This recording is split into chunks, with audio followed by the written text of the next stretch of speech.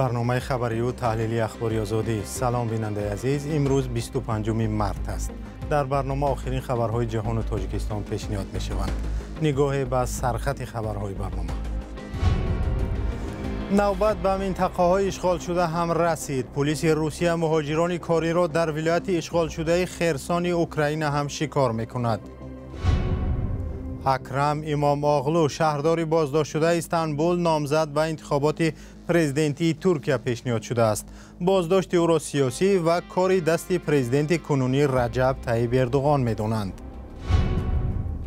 سرمایه‌گذاری برای نسل‌های آینده. مقامداران ناحیه خاولینگ به ساکنان پیشنهاد دارند که به نام هر طفل نوزاد 10 درخت چینانند. کلانشی مکتب تمام کرد، уже درخت هست. یک درختش 2000 سوم، 3000 سوم، 4000 سوم است. برنامه را با گزارشی از حیات مهاجران از روسیه آغاز می‌کنیم. مقامات در شهر سنت پترزبورگ احتمال منع کار کوریری یا باررسانی را برای مهاجران بررسی دارند. گذشته از این شروع از سال نو شهروندان خارجی تنها از روی اختصاص فعالیت کرده می‌توانند که در پتنت گرفتهشان درج شده است.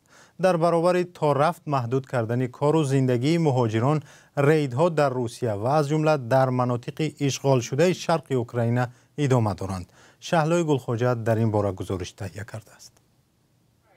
امسال در سنت پترزبورگ تعداد مهاجران 60% کم شده است. با این وجود با گفته ایگور پاتاپینکا معاون والی این منطقه روسیه، درآمد از پتنت افزایش می‌یابد. او در صحبت با یک تلویزیون محلی این را نتیجه از اقتصاد غیر رسمی بیرون کردن کارفرمایان مهاجران دانست. ببینید، من گفتم که شماره عمومی مهاجران تا 60% کاهش یافته است و پرداخت‌ها از پتنت زیاد شدند، یعنی از 6 میلیارد تا به 9 میلیارد روبل رسیده. پاتاپینکا تاکید کرد که حالا در پایتخت شمالی روسیه حدود 210,000 خارجی به سر میبرند. مقامات تلاش دارند که خود کارفرما مهاجران صاحب اختصاص را پیدا کرده به سنت پترزبورگ بیارند، مسئولیت آنها را به دوش گرفته رعایت قانون و قاعده ها را از جانب مهاجران نظارت کنند. علاوه بر این مقامات قرار را تهیه دارند که طبق آن مهاجر میتواند تنها از روی اختصاصی که برای آن پتنت گرفته است کار کند. در همین حال در منطقه‌های گوناگون روسیه ریدها بر ضد مهاجران ادامه دارد.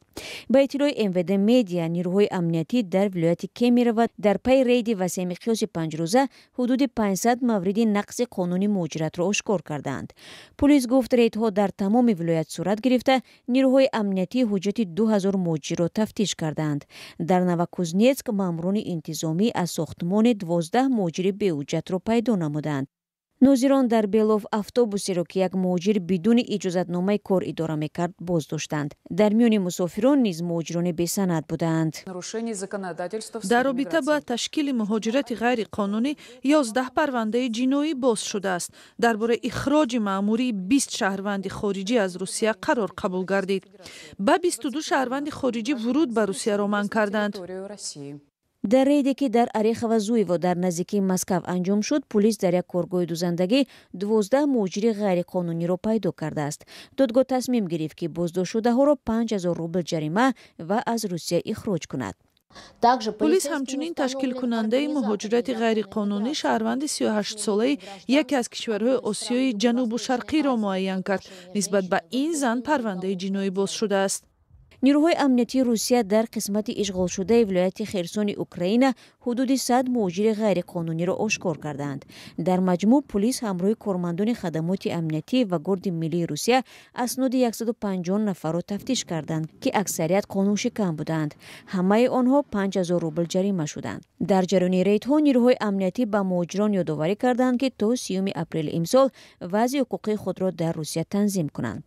مهاجران تاجیک هم میگویند در یک سال گذشته با زیاد شدن تفتیش‌ها و بازداشت و اخراج‌ها وضعشان بدتر شده است. هفته پیش دیدبان حقوق بشر در تحقیقات نوشت گفت که پس از حمله به تالار کنسرتی کراکوس مهاجران از آسیای مرکزی در روسیه پیوسته تعقیب و آزار و اذیت می‌شوند. این سازمان معتبر حامی حقوق انسان از حکومت روسیه خواست هر گونه ظهورات مهاجرستیزی را محکوم کند و نگذارد که حق و حقوق مهاجران زیر پا شود. خبری از آخرین حادثه های ترکیه داریم اینجا. اعتراضی سرتاسری در ترکیه ادامه دارد. هزاران نفر با اعتراض به بازداشت اکرم اماموغلو رئیس استانبول به خیابان‌ها ریخته راه‌ها را بستند. سفارت تاجیکستان در ترکیه از شهروندان تاجیکستان خواسته است که در این اعتراضها اشتراک نکنند.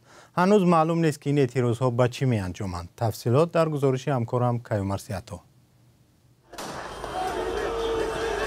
پلیس ترکیه چند روز باز تلاش دارد که اعتراضگران را پراکنده کند. ده ها هزار کس در 55 ولایت ترکیه با اعتراض به بازداشت اکرم اماموغلو رئیس شهر استانبول به خیابان‌ها ریختند. نیروهای پلیس با گاز اشکاور و تیرهای رزینی به اعتراضگران حمله کردند. مقامات ترکیه گفتند که بیش از 1000 نفر بازداشت شده است. کسانی که به ادعای آنها قانون را پایمال و به کارمندان پلیس حمله کردند. اعتراضگران طلب دارند که اکرم اماموغلو آزاد شود. 40-45 gün daha kazanıp شهردار استانبول پس از آن دستگیر شد که او را برای شرکت در انتخابات پرزیدنتی ترکیه از نام حزب جمهوری‌خواه مردمی نامزد انتخاب کردند. انتخابات باید در سال 2028 برپا شود. بعضی از پرسش‌های افکار عموم اماموغلو را نظر بر رجب طیب اردوغان رئیس جمهوری حاضره ترکیه پیش صف نشان داده است. اماموغلوی 54 ساله در دایره یک پرونده با اتهام دست داشتن در فساد مالی روز 19 مارس بازداشت شد. İstanbul merkezli مهلت پرزیدنتی اردوغان در سال 2028 تمام می شود و او حق پرزیدنت شدن را ندارد، ولی مخالفان می گویند که شاید او قانون را تغییر دهد و باز پرزیدنت شود. از این رو به گفته مخالفان رجب طیب اردوغان رقیب اصلیش را با بهانه ساخته از سبقت بیرون می کند. آژانس رسانه‌های بین المللی امریکا راضی شد که یک قسمی پولی را که از جانب کنگره جدا شده است برای رادیوی اروپای آزاد رادیو آزادی بدهد. قرار دادگاه روز 24 مارس صادر شد و درباره تقریباً 7.5 میلیون دلار است. این پول فعالیت نیم ماهه رسانه است که با 28 زبان برنامه پخش می کند. رادیو آزادی همانا انتظار گرفتن دیگر قسم مبلغ‌هایش برای تا ماه اکتبر سال 2025 است. برای همین به دادگاه عریضه داده است. دادرس باید هفته‌های نزدیک قرارش را درباره این بخش دعوا بگوید. در جامعه تاجیکستان خبر قطعی مبلغ گذاری رادیو آزادی واکنش‌های مختلف را به بار آورد. همکاران هم در دوشنبه از ساکنان پرسیدند که این خبر را چگونه پذیرفتند. Ну, обычно اخبارات последний را گوش میکنم در چیزی که در تاجیکستان میشود. اگر در صورت بسته شدن چه پیامدها دارد؟ Ну, последний چیزایی که میگذره در همین تاجیکستان عقب میمونم، برای که یگانه سایتی که به فکر ما که چیزی هست میپرته همین رادیو آزادی.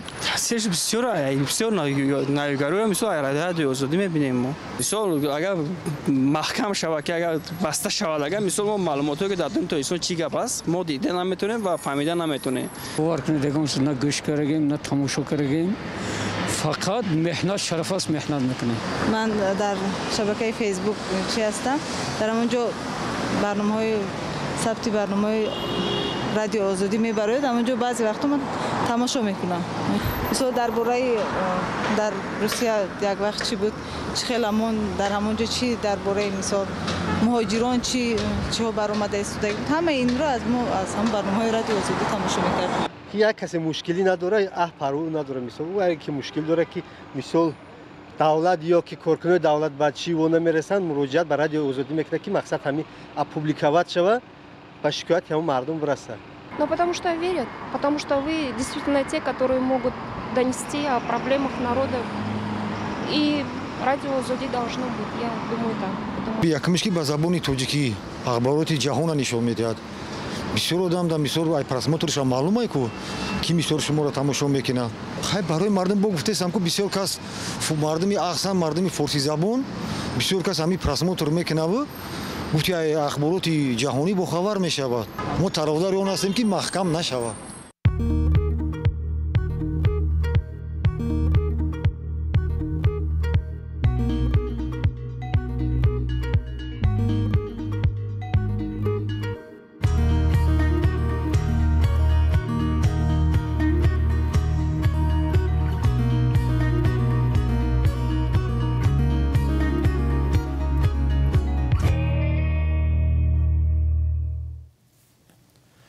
مقامات در ناحیه خاولینگ ولایت ختلان تلاش دارند که یک عنعنه قدیمی را دوباره احیا کنند. با گفته آنها درگذشته نیاکان تاجیکان پس از تولد هر طفل با نام او درخت میشناندند و طبیعت را سبز نگه می داشتند.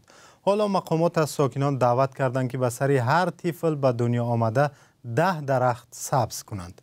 محمود جان رحمتزاده از خاولینگ گزارش می‌دهد. تا 10 درخت با نام هر طفلی نوزاد. این تشبوس رئیس ناحیه خاولینگ است، می‌خواهد هم پیش راه کاهش جنگلزار گرفته شود و هم نوزادان امروزه وقتی به وایه می‌رسند صاحب داروی خود گردند. کار از سرشماری نوزادان ناحیه سر شده است. ما اقدام گرفتیم که همون نفرایی که کودکایی که تولد شدگی اویلوشون رو دعوت کنیم. سپورش دادم، سپورش پروتکلیم دادم، مگه اول من بپرسم نه دعوت میکنیم، میشینیم، میگم که سپورش دادم اینا خوشگی جنگل که برای همو کودکو، برای اویله همو 1 هکتار، نیم هکتار چندی زورشون میرسه زمین بتین برای بنیادی درختی دیگه نمودی کدام نمودی درختایی باشه برنامه همو کودک بشنونن. این اقدام را رئیس ناحیه خاولینگ در حال راه اندازی کردن است که بیش از آران ناحیه‌اش بسیار کم شده اند. کار به حدی رسیده است که مقامات مجبور شده اند امسال بریدن درخت را در حدود ناحیه منع کنند. رئیس ناحیه میگوید برای احیای بیش از آران خاولینگ باید 1.5 میلیون درخت شنانده شود. ساکنان این اقدام را خوب قبول کرده اند. منوچهر پدر 3 فرزند میگوید اگر این نهالشینانی بر پایه شرطنامه و بر راه‌های قانونی انجام داده شود مردم آن را پشتیبانی خواهد کرد. آنگاه درختان بید و سفیدار می توانند برای ساختمان فروخته و از درختان میوه‌دار ثمره گرفته شود. زیر همین نرخ هزار خودش بالا رفتگی هم مسلم معدش قریب 2000 تومان شرطنامه کنیم زمین بتن و اگر قانونی باشد چرا درخت نمیشونیم. درخت نهاش قیمتی دیگه درخت. رئیس ناحیه میگوید همه کار قانونی و با قرارداد صورت خواهد گرفت. در نتیجه هم جنگل برقرار کرده می شود و هم وقتی که نوزاد به کمال می رسد می تواند از این درخت ها فایده مالی گیرد برای تحصیل و آینده خود استفاده برد. هیچ خیلی که کدافی در یک کودک تولد میشه 30-40 هزار دلار میگذارن. همون 30-40 هزار دارم 2 سال همون 3 ماهی در نگاه کنیم هم درخت آب بده همون درخت دیگه طبیعت خودش میبردارش.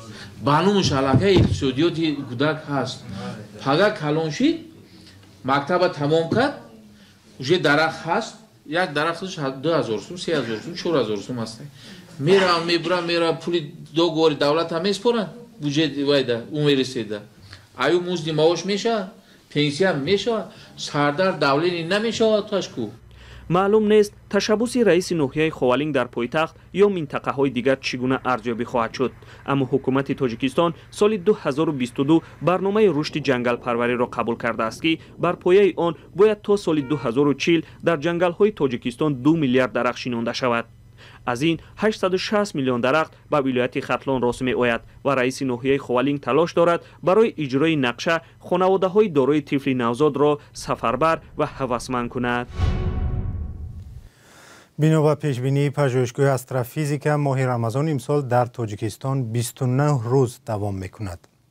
سید مکرم عبدالقادرزاده رئیس شورای علمای تاجیکستان روز 24 مارس در صحبت با رادیو آزادی گفت چون ماه‌های رجب و شعبان امسال 30 روز بود ماه رمضان 29 روز است. او افزود امسال مسلمانان تاجیکستان عید فطر را روز یکشنبه 30 مارس جشن میگیرند. در نظر از شورای علما 27 مارس روز عید فطر را رسما اعلان کند. امسال ماه رمضان 1 مارس فرا رسید. در گذشته بعضی از روحانیان سنتی در تاجیکستان با 29 روز اعلان شدن ماه رمضان ناراضگی کرده بودند. سپاس که ما را همراهی نمودید. بیشتر خبرهای ما را در سامانه آزادی .org و صفحه‌های رادیو آزادی در فیسبوک، اینستاگرام، یوتیوب، تلگرام و تیک تاک و ایکس پیگیری کنید. خدا نگهدار.